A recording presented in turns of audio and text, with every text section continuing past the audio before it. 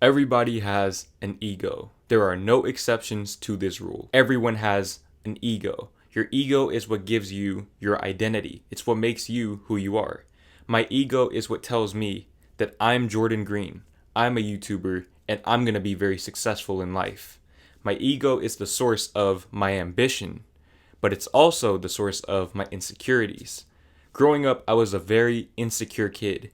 And if I'm being completely honest, I'm still pretty insecure. Now, one thing that you need to understand about insecurity is that with insecurity comes a competitive mindset. Okay, when you're insecure, you feel like you have to overcompensate by beating everybody else at everything. So, for example, with YouTube, I take YouTube very seriously, and I'm a lot more competitive than I'd like to admit when it comes to YouTube.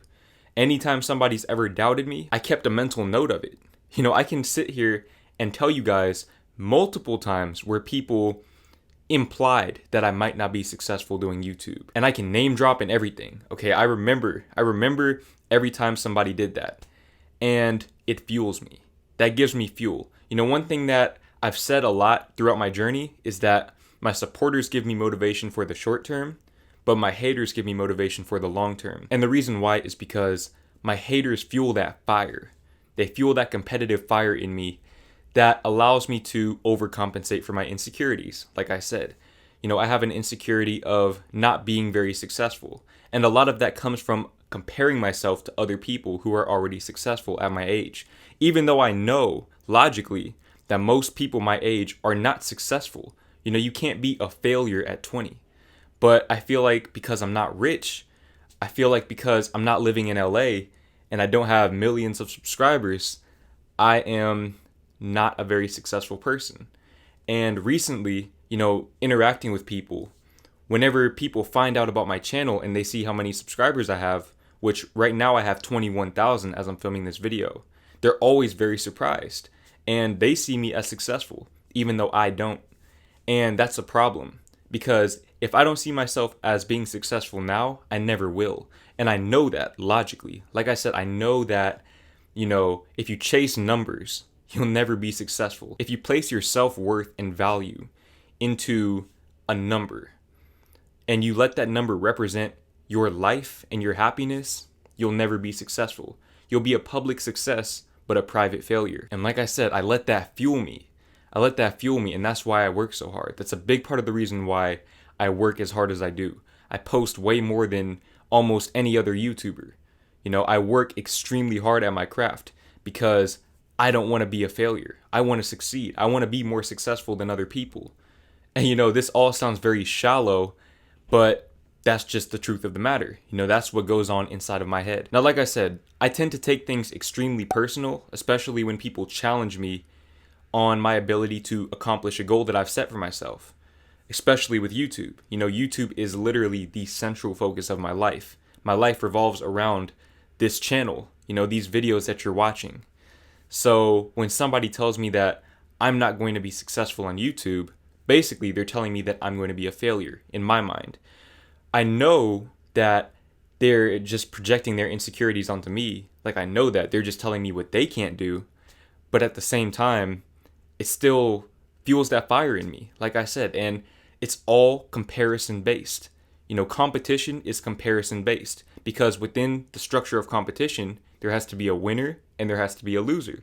You're comparing yourself constantly. And I'm sure if you were to do a study over some of the most successful people in whatever they do, whether it's sports or YouTube or anything else, they're all very competitive. You have to have a competitive mindset to get to the top.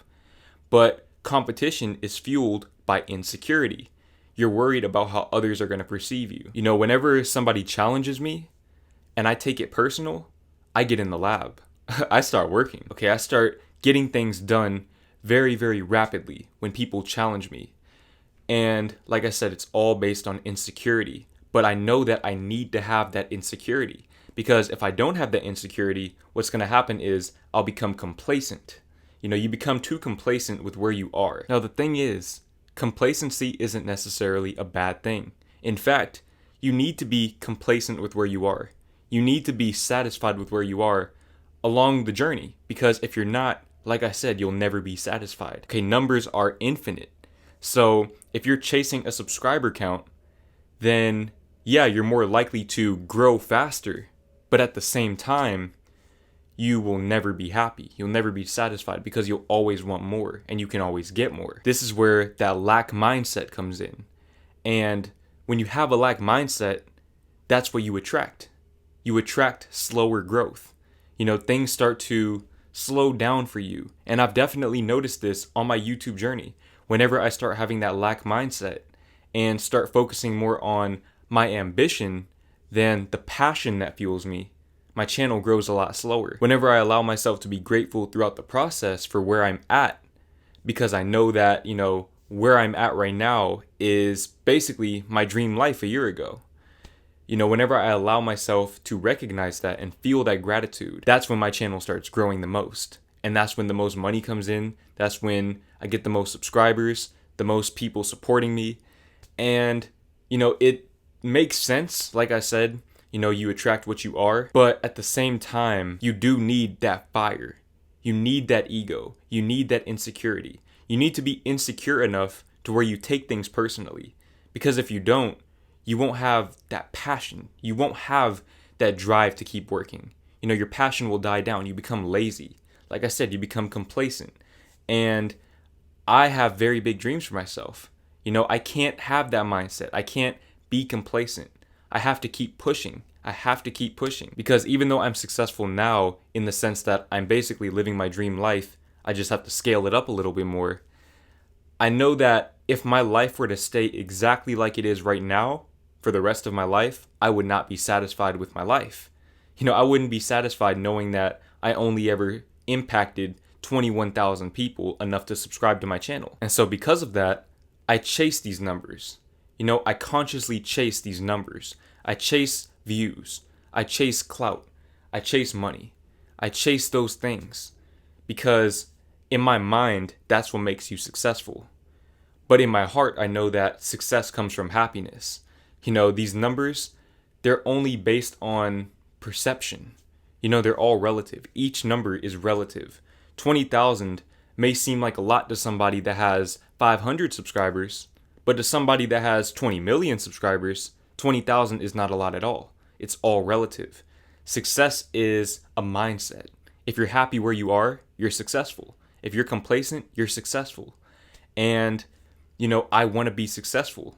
But like I said, I know that if I don't allow myself to feel successful along the journey, I'll never find success. I'll never be successful. I'll go through my whole life feeling like a failure. I'll be a public success and a private failure. I think something that's definitely helped me to stay balanced along this journey has been gratitude journaling.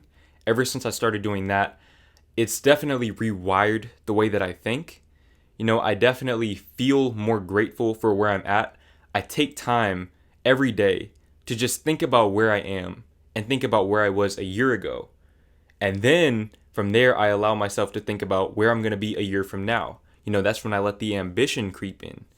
And I feel like that's the key. You need to have that balance. If you want to be successful, you need to have a good balance of insecurity and confidence and complacence within yourself and gratitude. You need to be insecure enough to where you're willing to take on a challenge that someone sets for you.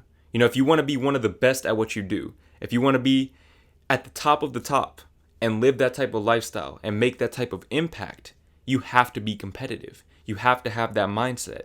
But at the same time, if you allow your competitive nature to consume you, if you allow your insecurities to consume you, you'll never be successful. Because even if you get to the top of the top, it won't be enough for you. You're always going to want more. And what good is the perception of other people when you're on your deathbed? You're not going to care about what those people think. You're not going to care about, if people thought you were successful or not. All that's going to matter is if you thought you were successful or not. And I would hate to die knowing that I didn't get to where I wanted to go. But like I said, the whole point is to feel successful.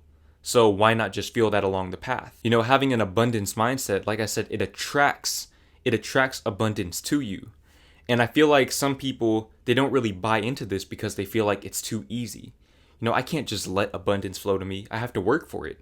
I have to have that honor and that pride in knowing that I worked hard for what I have. I can't just let it come to me easily. I can't just have that one shout out or that big break. But at the end of the day, why does it matter? Why does it matter how you get to where you're trying to go? As long as you feel abundant. That's the goal, right?